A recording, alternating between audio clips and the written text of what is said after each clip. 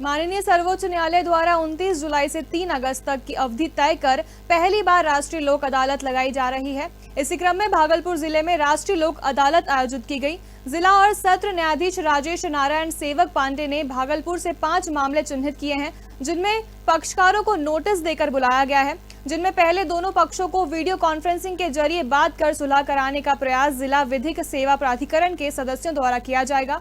आपको बता दें कि पूरे राज्य में 120 ऐसे मामले सर्वोच्च न्यायालय द्वारा चिन्हित किए गए हैं, जिसमें 5 मामले भागलपुर जिला में निष्पादित किए जा रहे हैं।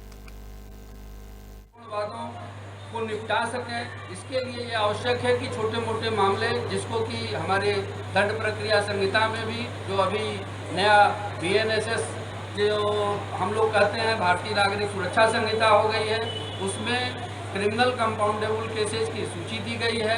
वे सभी केसेस दोनों पक्षकार उसके जो पीड़ित हैं वो आकर के सुलह कर सकते हैं और सुलह होने के बाद वो बात समाप्त हो जाता है और उसका इफेक्ट अभी आपने सुना, हमारे SSP साहब ने बताया, उसका इफेक्ट है कि वो कोई इफेक्ट उसका नहीं होता है, एक्विटल हो जाता है केस में और वो एक्विटल कभी आपके खिलाफ नहीं माना जाता। ऐसे काफ़ी संख्या में हजारों केस है जिसका कि निराकरण किया जा सकता है। मैं लगातार बैंक से बात करता हूँ, खास करके बैंक में बहुत सारे केस हैं। अभी आपने समाचार पत्रों में और न्यूज़ में देखा होगा कि बिहार में जो NPA की स्थिति है काफ़ी ज़्यादा है।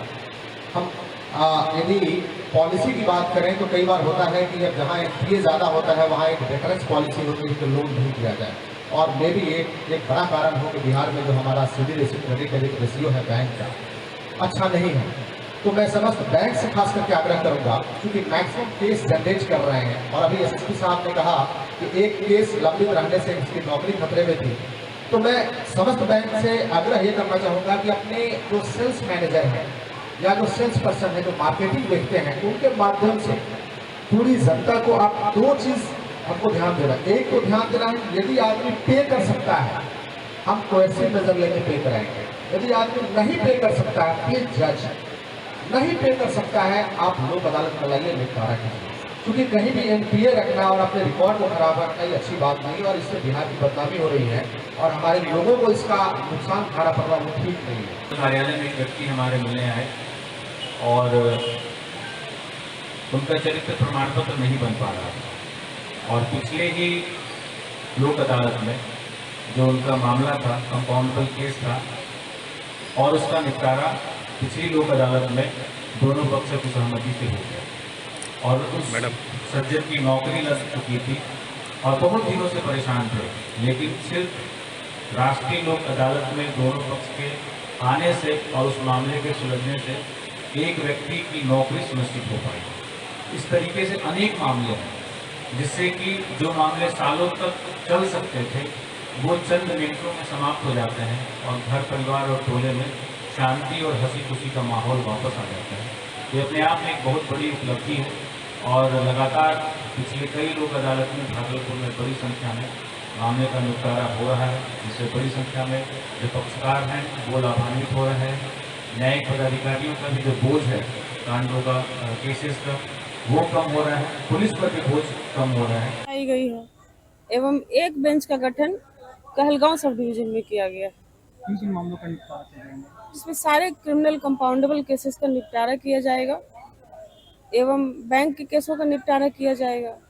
इसके अलावा माइंस एंड मिनरल्स के केसेस का इस बार फर्स्ट टाइम जो है लोक अदालत के द्वारा निपटारा किया जाएगा, एवं इसके अलावा BSNL, इलेक्ट्रिसिटी, रूरल, अर्बन और अन्य बहुत सारे कैटेगरी के केसों का जो है लोक अदालत के द्वारा निष्पादन किया जाता है।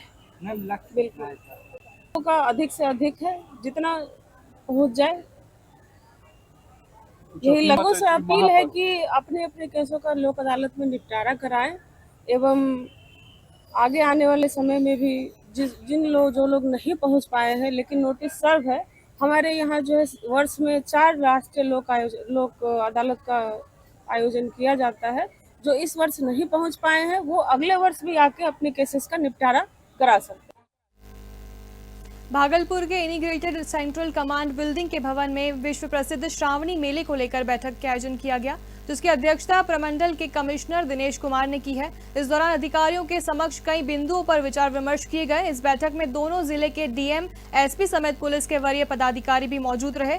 अभियांत्रिक विभाग के प्रमुख अभियंता को भी बैठक में शामिल कराया।